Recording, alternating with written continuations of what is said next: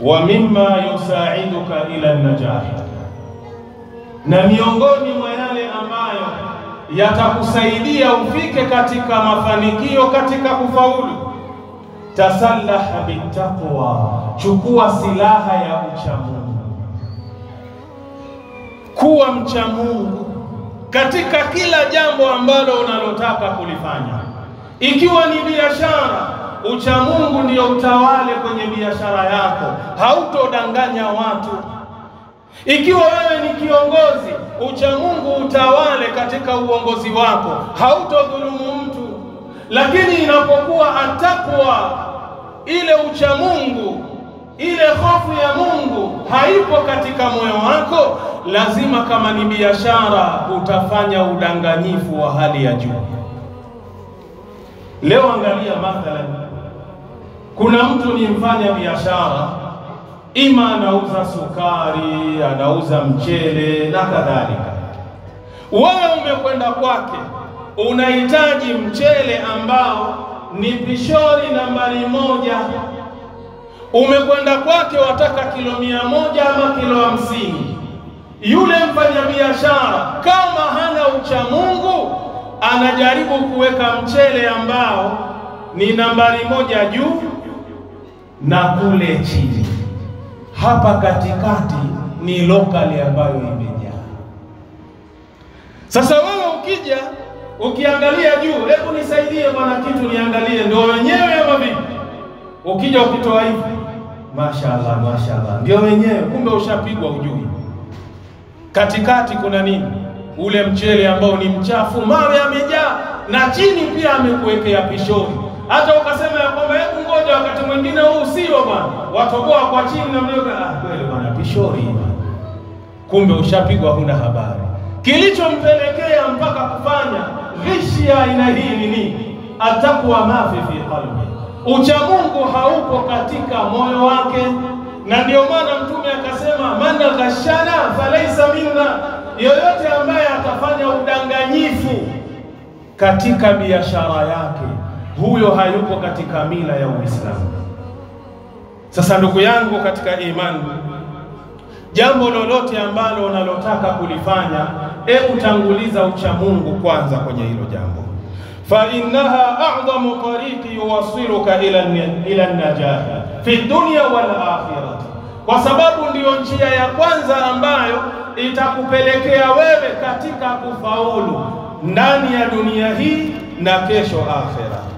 Lianna man arafa rabbahu, kwa sababu yule ambaye atakuwa na sifa ya kumjua Mola wake mlezi, wa qaddarahu haqqa qadrihi fi qalbihi, na akampa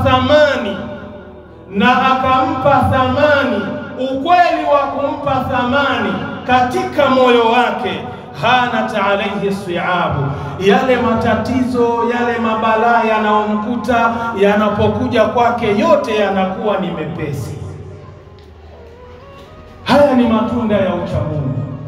Mtu ambaye katika moyo wake kuna nafasi ya Allah, mtu ambaye katika moyo wake kuna sehemu ya uchamungu, na akajua thamani ya Allah juu yake yeye, wallahi mtihani wowote, balaa yoyote inapomtokea, ule mtihani kwake anauona ni mdogo wala sio mkubwa.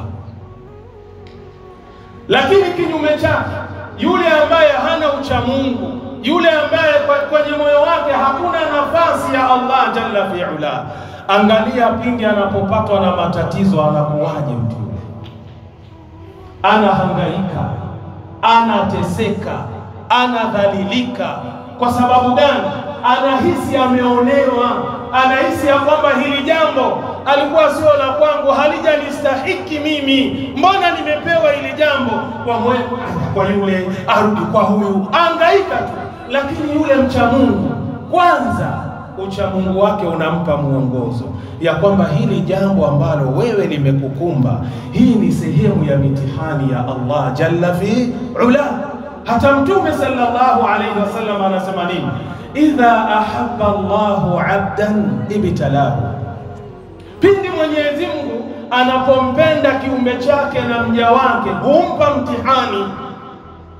Lakini sisi imekuwa kinyume leo. Unapopewa ule mtihani na Allah, wewe unaona nini? Unaona hii ni adhabu, unaona haya ni mateso, unaona hii ni balaa. Lakini ni kinyume cha imani ya masahaba ridwanullahi alaihim. Sahaba anapopiga mwaka mzima hajaumwa, hajapata mtihani, hujiuliza, kwani Allah amenichukia? Kwani Allah amenitenga? Kwani Allah hanioni? Mbona hanipi mtihani? Lakini umma wa sasa, Sheikh, kila mmoja anahitaji katika hii dunia asipate mtihani, wenzake ndo wapate mtihani. Fatakwa hiya mutanazzilu sakinati, jambo la uchamungu ndilo ambalo linaleta utulivu, linaleta amani katika maisha ya mwanadamu. Wa hiya allati tuthabbitu al-aqdama fi al-mazaliqi, na uchamungu ndio ambao kwamba humpa mtu msimamo katika yale mambo ya kumuasi Allah jalla fi'ala. Anapotaka kumuasi Allah jalla fi'ala, ule uchamungu wake ndio unakuwa ni kama gadi yake, unamkumbusha kuna Allah, kuna adhabu ile unalotaka kulifanya, anarudi nyuma yule mtu. Uchamungu ndio hali yake hiyo. Watarbitu ala alqulubi fil fitani, lakini pia uchamungu unazuia zile nyoyo za wanadamu zisiingie kwenye majaribu na mitihani mbalimbali. Qala jalla wa ala fi kitabi, amesema Mwenyezi Mungu aliyetukuka katika kitabu chake, ya ayyuhalladhina amanu taqullaha, enyi ambao kwamba mlioamini mcheni Mwenyezi Mungu, waqulu qawlan sadida, na muyaseme yale maneno ambayo kwamba ni ya sawa, maneno ambayo kwamba ni ya kweli, maneno ya kumridhisha Allah jalla fi'ala. Matokeo yake ni nini? Unapokuwa na sifa ya uchamungu na kuzungumza ukweli amama Allah, matokeo yake ni haya. Allah anatupa mambo mawili, yuslih lakum a'malakum, Allah anawatengenezea yale mambo yenu. Hilo ndio jambo la kwanza. Unapokuwa na sifa ya uchamungu, unapokuwa na sifa ya kuongea ukweli katika maisha yako, Allah yale mambo yako anayatengeneza, Allah yale mambo yako anayanyoosha. Wa yaghfir lakum dhunubakum, sifa ya pili, anawasamehe na kuwafutia zile dhambi zenu. Hii yote inatokamana na matunda ya uchamungu. Lakini kama hauna uchamungu, wallahi maisha yako itakuwa unazungumza uongo, maisha yako itakuwa ni utapeli, maisha yako itakuwa wewe ni mdanganyifu. Hauwezi kutia riziki kwenye kinywa chako, lazima umtapeli yule na umtapeli na yule, lazima uibe pale, uibe na hapa, kwa sababu hakuna kitu ambacho kinachokuzuia kutokamana na yale maovu ambayo unayoyafanya. Kisha Mwenyezi Mungu Subhanahu wa Ta'ala akasema, wa man yuti'i Allaha wa rasulahu, na yule ambaye atakuwa na sifa ya kumtii Mwenyezi Mungu na kumtii Mtume Muhammad sallallahu alaihi wasallam, maana yake kuyafanyia kazi yale ambayo Allah ametuamrisha na kujitenga na yale ambayo Allah ametukataza, na yale ambayo kwamba Mtume ametuamrisha tuyafanye, na yale aliyotukataza tuweze kuyaacha. Fakad faza fawzan adhima, hakika ya mtu huyo amefaulu, tena kufaulu kukubwa katika dunia na kesho akhera. Kwa hiyo ndugu zangu katika imani, yale mambo ambayo tunayotaka kuyafanya, iwe ni biashara, iwe ni jambo lolote ambalo la kuleta maslahi katika maisha yako, lazima uchamungu uwepo ndani ya moyo wako. Kaangalie suratul Ahzab kuanzia aya nambari 70 mpaka 71. Wasuila Rasulullah sallallahu alayhi wasallam, na siku moja Mtume sallallahu alayhi wasallam aliulizwa na masahaba zake, ayu nasi akramu, ni mtu gani bora ya Rasulullah, ni mtu gani mwenye kheri ya Rasulullah? Qala, Mtume akasema, akramuhum inda Allahi atqahum, yule ambaye ni mbora wao mbele ya Allah jalla fi ula ni yule ambaye katika wanadamu atakuwa ana sifa ya uchamungu, yule ambaye ana sifa ya uchamungu, mwenye sifa ya kumwogopa Allah, mwenye sifa ya kutekeleza maamrisho ya Allah, mwenye sifa na kukatazika na makatazo ya Allah, huyu ndiye bora amama Allah, kwa mujibu wa maneno ya Mtume Muhammad sallallahu alayhi wasallam. Hadithun sahih rawahu al-Bukhari, kaipokea Imamu al-Bukhari kwa nambari 4689. Sheikh Albani kaisahihisha fi sahih al-Adab al-Mufrad, utaipata kwa nambari 96. Waqala jalla wa ala fi kitabi, Allah amesema aliyetukuka kwenye kitabu chake, ya ayuhan nasu.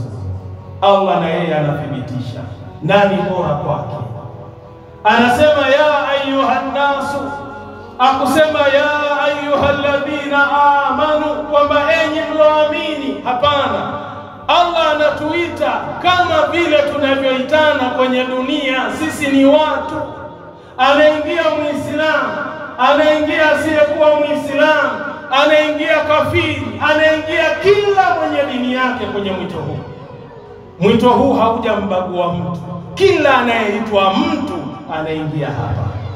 Allah anasema hivi, ya ayuhan nasu, enyi watu, inna khalaqnakum, hakika sisi tumewaumbeni nyinyi, min dhakarin wa untha, kutokamana na mwanamume ambaye ni mzee Adam na mwanamke ambaye ni mama Hawa. Waja'alnakum shu'uba, msikilize Allah asema nini, na tukawajalia nyinyi sehemu mbalimbali, nchi mbalimbali, wa qabaila, na makabila mbalimbali. Kuna Mkamba, kuna Mjaluo, kuna Mborana, kuna Mgarre, kuna Msomali, kuna Mkikuyu. Wa qabaila, na makabila mbalimbali. Lengo ni nini? Wewe umbague mwenzako kwamba wewe kabila lako ni bora kuliko kabila la mwenzako. Lengo sio hilo. Allah anasema nini? Litaarafu, ili mjuane tu ya kwamba huyu ni Mkikuyu, huyu ni Msomali, huyu ni Mkamba, huyu ni Mdigo, huyu ni hivi. Litaarafu, mjuane. Lakini Allah akatoa jawabu, kwa nini nawaambia hivi? Akasema, inna akramakum inda Allahi atqakum, hakika ya mbora wenu mbele yangu mimi ambaye ni Allah ni yule ambaye atakuwa ni mcha Mungu wenu. Yeye ndo atakuwa bora, sio kabila lako litakuwa bora kwangu, sio rangi yako itakuwa bora kwangu. Hapana, Allah amesema yule bora kwake yeye ni yule ambaye ni mcha Mungu. Lakini leo turudi kwenye watu, tujiangalie sisi watu jinsi tunavyobaguana.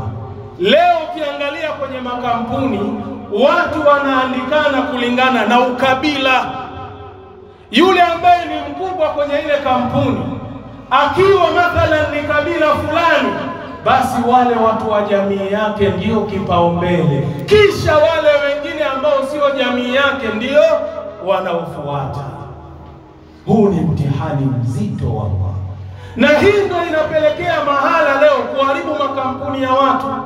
Leo yule unayemwacha ambaye sio jamii yako, ana vyeti, amesoma, amekamilika, lakini yule ambaye kwamba ni jamii yako mbumbumbu, halina kitu. Lakini ukiangalia unasema huyu jamaa mwenye vyeti huyu, nikimpa nafasi hii imekula kwangu, kulingana na vyeti vyake nina imani mimi nafasi yangu nitaikosa, atakuja kuikaa yeye. Jamani, huu ni mtihani mkubwa ambao tuko nao kwenye maisha yetu.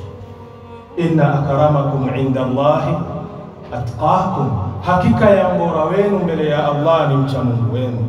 Inna Allaha alimun khabir, hakika ya Mwenyezi Mungu ni mjuzi na ni mwingi wa habari kwa yale mnayoyafanya chini ya jua hili na mgongo wa ardhi. Kaangalia Suratul Hujurat aya nambari 13 utayapata maneno haya.